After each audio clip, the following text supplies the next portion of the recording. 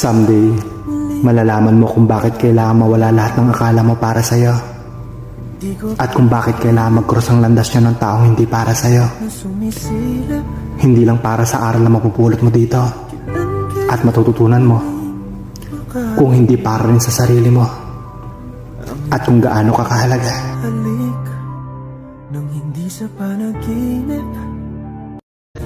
Iniwan mo ako sa laban. Na akala ko ikaw magiging kakampi ko. Sa laban na tayong dalawa dapat na magpapanalo. Ngayon panoorin mo kung paano ko magpapanalo. Ang laban na hindi mo ko sinamahan. Panoorin mo kung paano ko kinaya lahat mag-isa. Na dapat ikaw ang kasama ko. Every time I look at you, I know it's starting over again. Hindi ako galit sa'yo kahit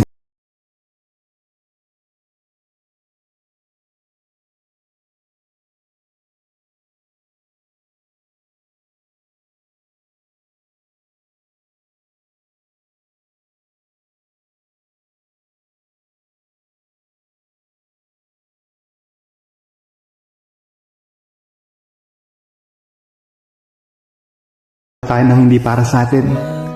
Nagmahal tayo na nakalaan para sa iba. Na kahit tayo nandyan, hindi yun sapat para tayong piliin nila. Marami dyan yung hanggang ngayon kumakapit pa din. Nakikihati, umaasa, na kahit pagod na, hindi sumusuko kasi takot tayo. Takot tayo na maiwan ulit, masaktan ulit, maduro ulit kaya hindi natin mabitawan yung hindi naman talaga nakalaan para sa atin. Kailangan rin natin matuto sa sakit na nidudulot ng maling pagmamahal. Yung sakit, sa una lang yan. Isang araw magigising ka na lang na okay ka na. Na kaya mo pala na wala siya. Kailangan mo lang tanggapin para hindi ganun kasakit yung nidudulot ng maling pagmamahal. Kaya sa araw-araw ka nasasaktan. Kasi pinilit mo yung sarili mo. Sa taong hindi naman nakalaan para sa'yo. Sa kanya. Dati hindi ko maintindihan yung katagang kapag mahal mo palayain mo. Sabi ko dati, mahal ko yung tao bakit ko susukuan. Mahal ko yung tao bakit ko hayaang mawala. Hanggang sa dumating yung araw na sabi ko sa sarili ko, tama pala sila. Totoo nga palang mga sinasabi nila. Lalo na kapag hindi mo na nararamdaman na hindi na ikaw yung dahilan ng pagngiti niya. At ramdam mong sa iba na siya masaya. Dahil sa mahal mo, tatanggapin mo na hindi na ikaw yung gusto niya makasama. Kahit masakit, kailangan mong ipakita na masaya ka. Kung saan siya magiging masaya. Kahit alam mo sa sarili mong hindi na may babalik yung dating kayo.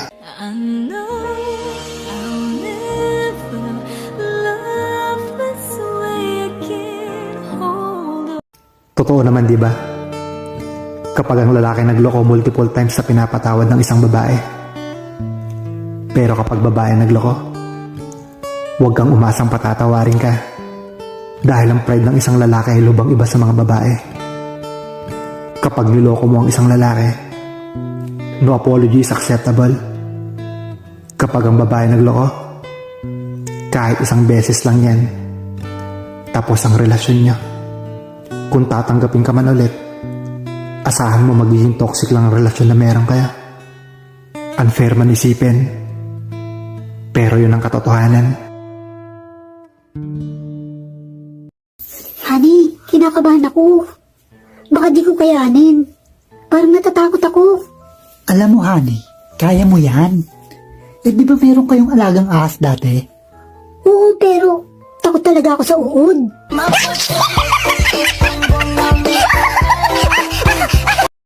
Alam mo, ang gwapo mo. Ang cute na mga mata mo. Ang macho mo pa. Kaso di ka patuli. Kilala na ako ng mga kalaban. Kaya naisip kong ikaw ang magpapatuloy ng mga tungkulin ko para sa matanda. Pero paano ko magagawa yan? At bakit ako? Ikaw lang maasahan ko. Alam kong magaling ka sa barel. Marami na akong utang sa'yo, Roman.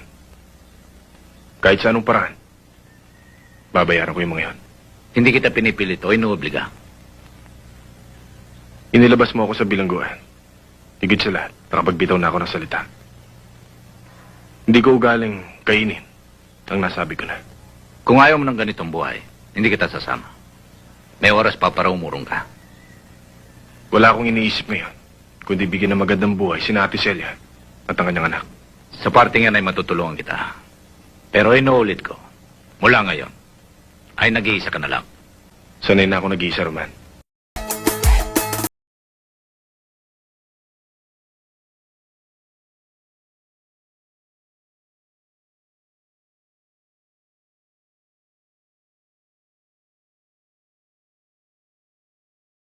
Hoy, magaling na lalaki. Sino tong baby na nag-text sa'yo? Kumpare ko yan. Baby ang palayaw. Kumpare. O hindi ayan, replyan mo yung kumpare mo, hindi raw kayo matutuloy kasi may mens siya.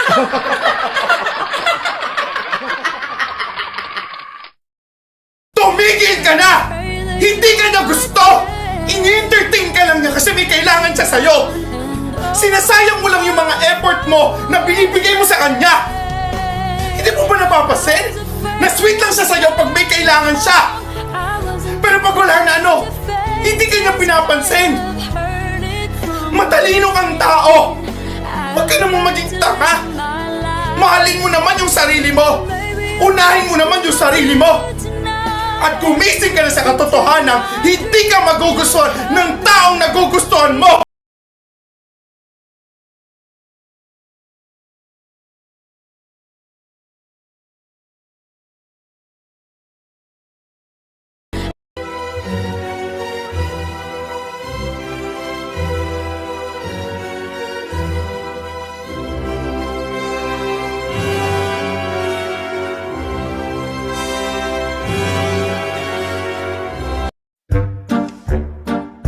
Hoy, magaling na lalaki. Kinakausap pa kita, walang hiya ka. Walang hiya ka din. Tanga. Tanga ka din. Bobo. Bobo ka din. Supot.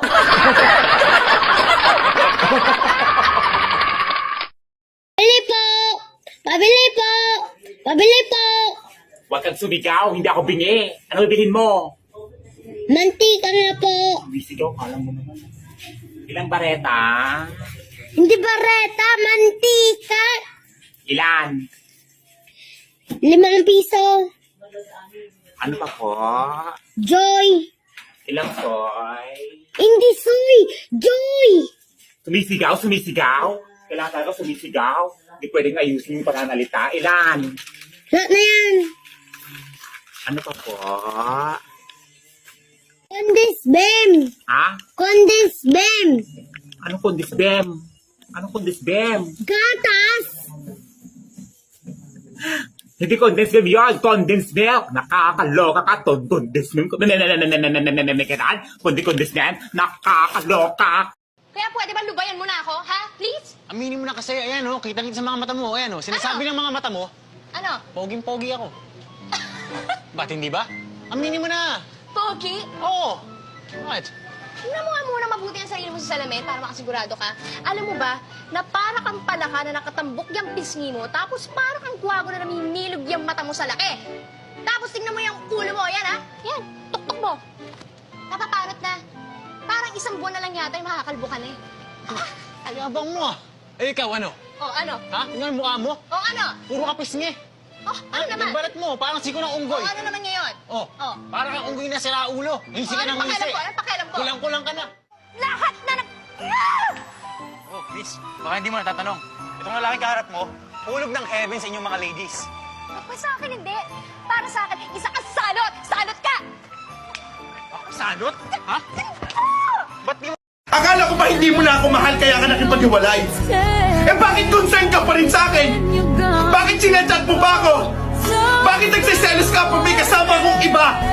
Bakit nag-update ka pa rin sa akin? Ano ba talaga?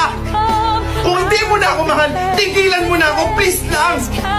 Kasi nasasaktan ako! Bakit kung kailan wala na tayo, saka mo ginagawa yung mga dapat ginagawa mo noon?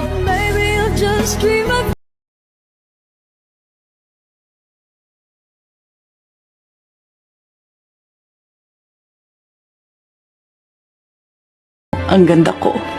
Mali. Ang sinasabi ng mata ko, ang pangit. Ang pangit ng mundo ko kung wala ka.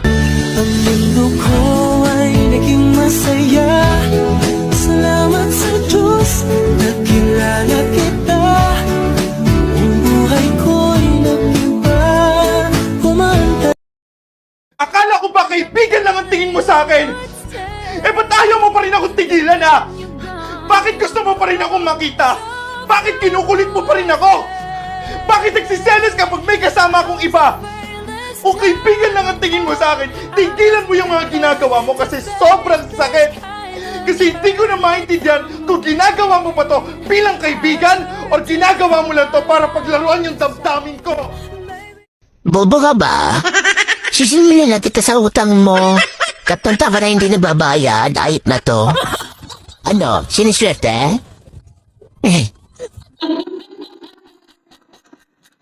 Ang tagal na kami naghiwalay ng asawa mo. Matagal na nga kami naghiwalay. Pinauwi mo sa bahay eh. Nanahimik na nga ako ng ilang taon eh.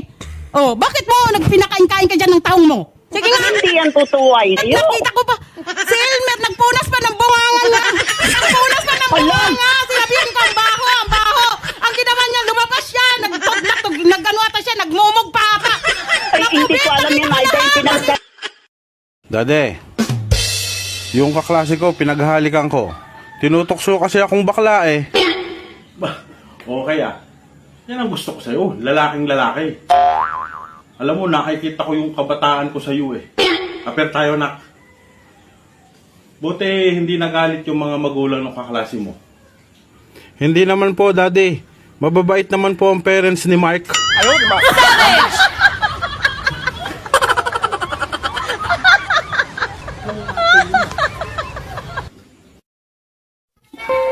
Alam mo pare, kung ikukumpara kita sa isang bagay, para kang isang gulong. Bakit pare? Dahil ba minsan nasa ibabaw ako? Minsan nasa ilalim? Hindi pare. Ganito na lang. Tanong ko na lang sa'yo.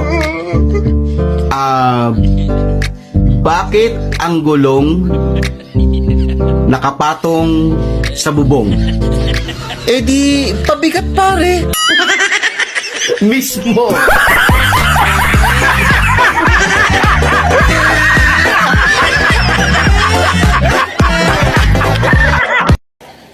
So ikaw pala yung asawa.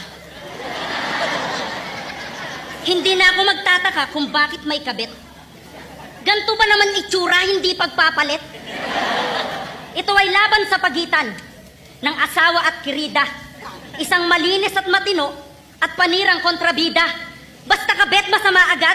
Tapos ikaw na yung perpekto. Tandaan mong hindi maghahanap ng iba kung tinuruan mong makontento. Ikaw pala yung kabit ng asawa ko.